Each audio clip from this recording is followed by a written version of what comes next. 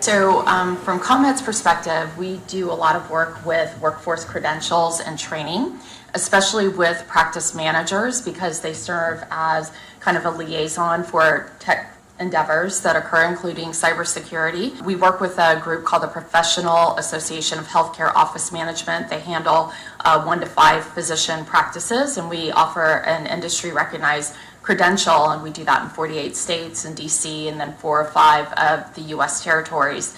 A more long-term approach, what we look at is working with workforce boards, and then making sure that we're finding wages and money for on-the-job training for our rural entities that we work with, because money is always an issue there. We want to make sure that they're internally building some sort of workforce where they can work with subcontractors and third parties and be better at cyber, especially in a more standardized way.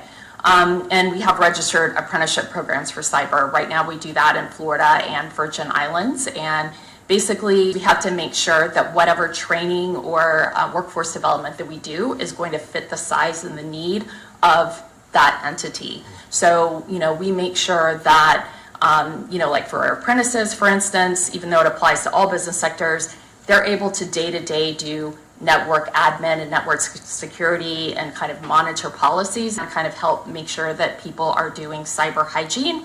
But if there is an emergency, if there is an incident, they're another set of hands to help with that incident, and at least they know who to call if there is an incident.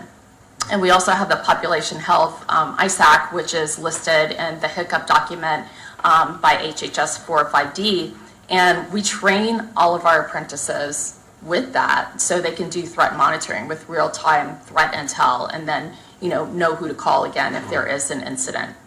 That's so important, knowing who to call. Yes, right? So for rural, absolutely. Yeah.